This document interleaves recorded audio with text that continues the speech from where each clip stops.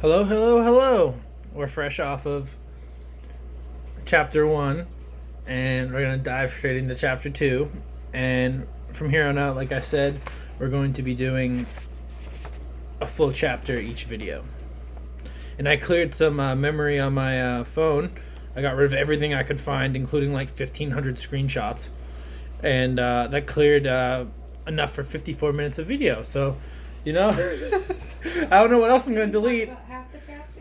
What? So you can talk about half the chapter? I talk for a minute or so, and then I dive in. It's my girlfriend giving me sass. She asked if I'm going to talk for half the chapter. I think that's what she said. Alright, so anyways, we're going to go into episode 2. We meet Umbapa, and that's on page 25. So let's go. Ooh, I just turned straight to it. Look at that skill shot. Okay. How would you pronounce that? Umbopa? Umbapa?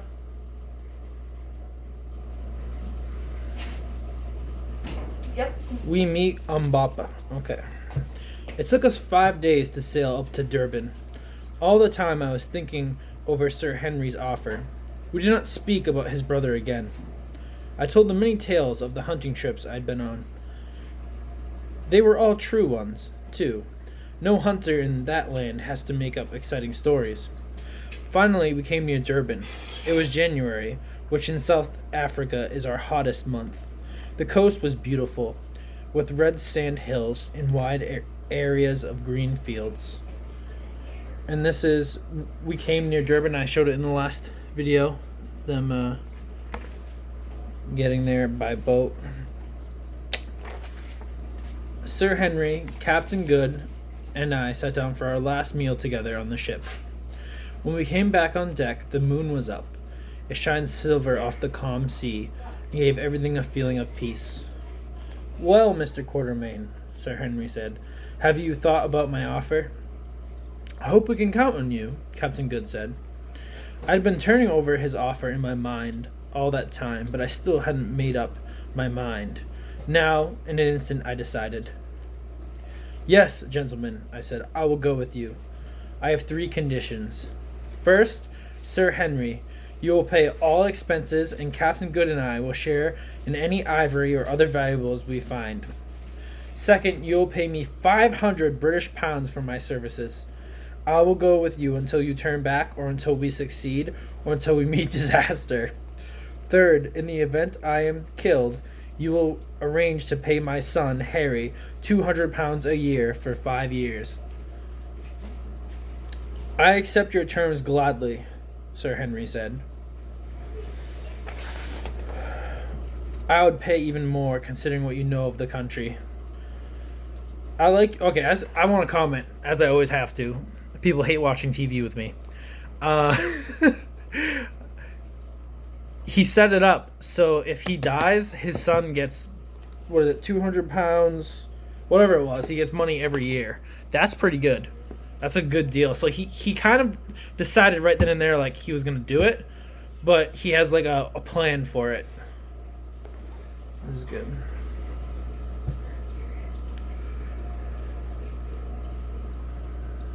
"I like you both, and I think we will make a good team," I said. "That's extremely important on a long journey such as this." "With you along, I'm sure we will succeed," Sir Henry said. "I don't agree," I had to tell him. "I think it's probable that we won't return alive. The fate of Jose Silvestre." Here's another one, babe. Silvestre. R-E. Would you read it as Silvestre, or would you read it as Sylvester? Listen. I don't know how the Sylvester name works. Like,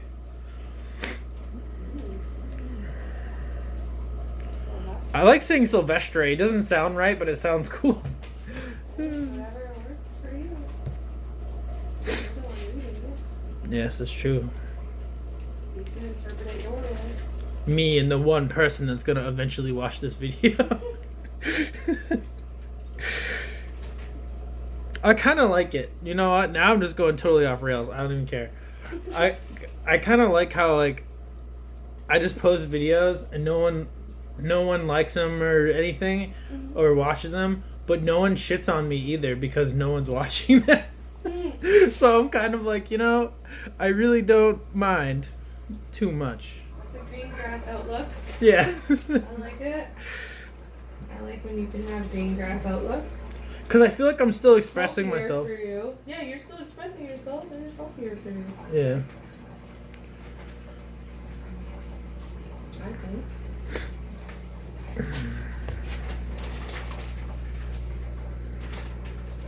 With you along, I'm sure we will succeed, Sir Henry said. I don't agree, I had to tell him. I think it's probable that we won't return alive. The fate of Jose Silvestre and the fate of your brother will be our fate. Death. Then why do you agree to come? He asked. Mainly, I'm thinking of my son. I've never made a lot of money, and most hunters don't live long. If I die on a hunting trip, I leave him with nothing. If I die on this journey, I know that he will be taken care of. That's very clever. Yes, it is. None of us can know what waits ahead, Sir Henry said, but I can tell you, I'm going through to the end, sweet or bitter. There will be no turning back, I agreed. The next day we went ashore at Durban. Sir Henry and Captain Good set up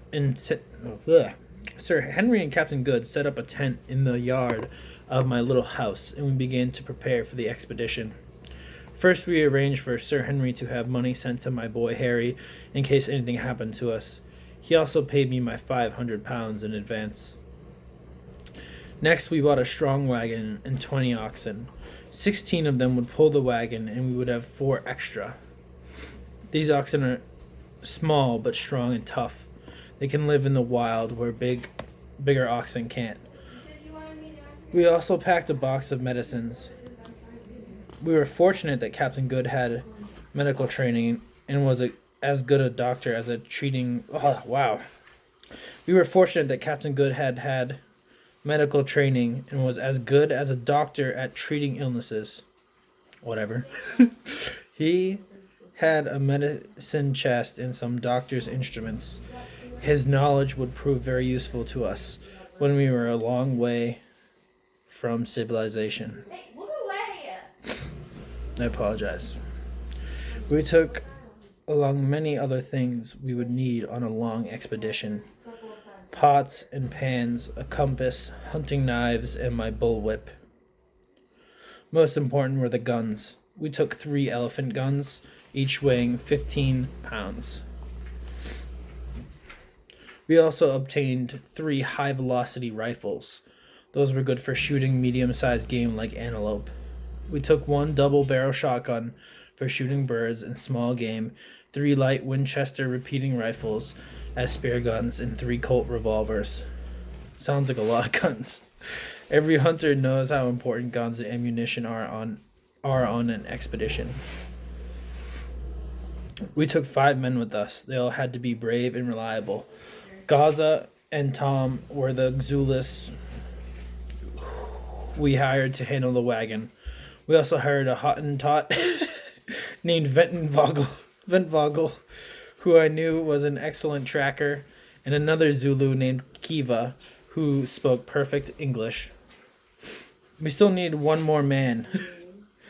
We wondered where we would find someone when a man came to talk to me. He was a tall and handsome Zulu. He wore a loincloth and a necklace of lion's claws.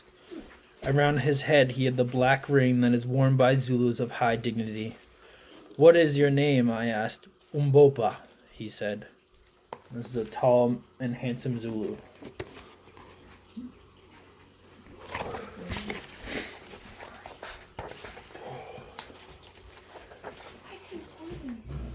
"What do you want, Umbopa?" "I hear that you go very far to the north, beyond the Manica country," he said in the Zulu language. "You are taking the white chiefs from the water. Is this true?" "Why do you ask where we go?" I said. "I like to travel with you." "Tell me about yourself." "I am of the Zulu people, but not one of them. Oh, I am of the Zulu people, but not one of them. My own tribe lives far to the north. I have no home. I have wanted for many years. I came down from the north when I was a child. I left the Zulu land and came here because I wanted to see the white man's ways. Now I am tired and I want to go home. Here is not my place. I want no money to travel with you. I am a brave man and will earn the meat I will eat. He did look different than most Zulus, but this offer to come without pay made me suspicious. I translated his words in English for my companions and asked them what they thought. He's as big as Sir Henry, Captain Good said, and very strong looking. So this is the three guys talking to Umbopa. So the three guys, you got Sir Henry, Quartermain, and Mr. Good. Sir Henry gazed at the man's proud and handsome face. The two of them were almost the same size, about 6 feet tall, and very strong. I like your looks, Mr. Umbopa, he said. I will take you along. Sketchy. Umbopa must have understood some English. He said, It is well. We soon left on our trip of more than 1,000 miles. Dun dun dun! So there we have it. They recruited a team of people, a bunch of guns, a bunch of other stuff. They got like 15, 16 oxen. They're totally ready to hopefully not die. And this guy Umbopa, he's bigger and kind of standing out from the other guys because he doesn't quite belong. But he's going on the trip without getting paid. He doesn't want a payment, which is interesting. So we'll see if there's something to do with that. And we're going to start a voyage of 1,000 miles. I apologize for any tangents or stuff that I went on. I had fun, so I don't apologize too hard. But thank you, and I'll see you next chapter. The journey of 1,000 miles begins.